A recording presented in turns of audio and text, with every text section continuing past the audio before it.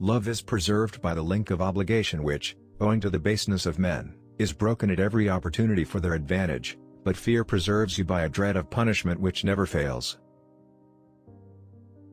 How we live is so different from how we ought to live, that he who studies what ought to be done rather than what is done will learn the way to his downfall rather than to his preservation. The first method for estimating the intelligence of a ruler is to look at the men he has around him. I'm not interested in preserving the status quo, I want to overthrow it. Everyone sees what you appear to be, few experience what you really are. People should either be caressed or crushed. If you do them minor damage, they will get their revenge, but if you cripple them there is nothing they can do. There is no other way to guard yourself against flattery than by making men understand that telling you the truth will not offend you. Where the willingness is great, the difficulties cannot be great. Men are driven by two principal impulses, either by love or by fear. If an injury has to be done to a man, it should be so severe that his vengeance need not be feared. All courses of action are risky, so prudence is not in avoiding danger, but calculating risk and acting decisively. The lion cannot protect himself from traps, and the fox cannot defend himself from wolves. Men, in general, judge more from appearances than from reality. Develop the strength to do bold things, not the strength to suffer. Never attempt to win by force what can be won by deception.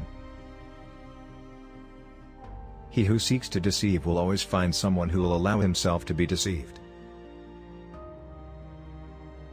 The vulgar crowd always is taken by appearances, and the world consists chiefly of the vulgar.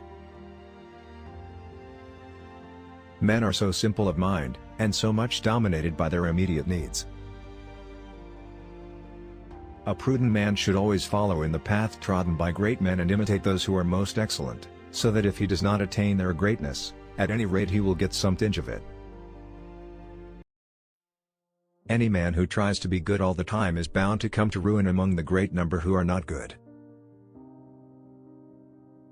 Men judge generally more by the eye than by the hand, for everyone can see and few can feel.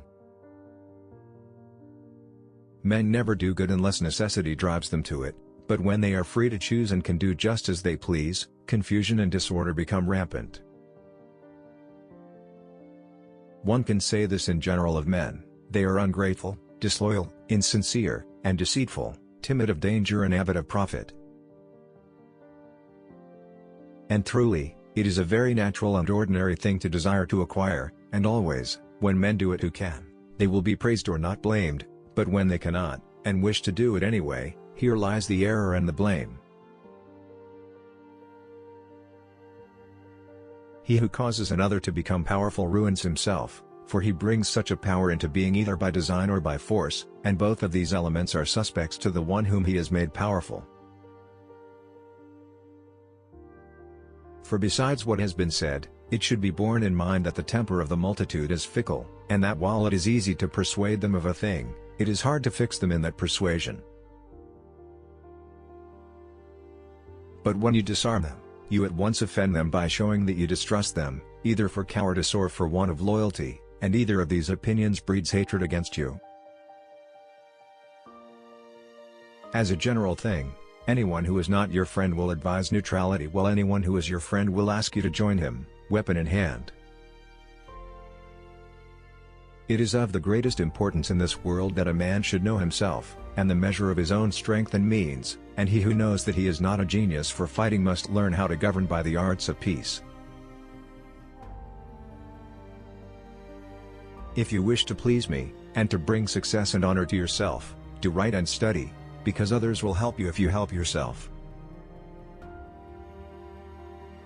Since love and fear can hardly exist together, if we must choose between them, it is far safer to be feared than loved. And here comes the question, whether it is better to be loved rather than feared, or feared rather than loved. He who becomes a prince through the favor of the people should always keep on good terms with them, which it is easy for him to do, since all they ask is not to be oppressed. For the space of 4 hours I feel no boredom, I forget every pain, I do not fear poverty, death does not frighten me. I deliver myself entirely to them. I hold strongly to this, that it is better to be impetuous than circumspect, because fortune is a woman, and if she is to be submissive it is necessary to beat and coerce her. Men sooner forget the death of their father than the loss of their patrimony. Although you may have fortresses, they will not save you if you are hated by the people. The best fortress which a prince can possess is the affection of his people.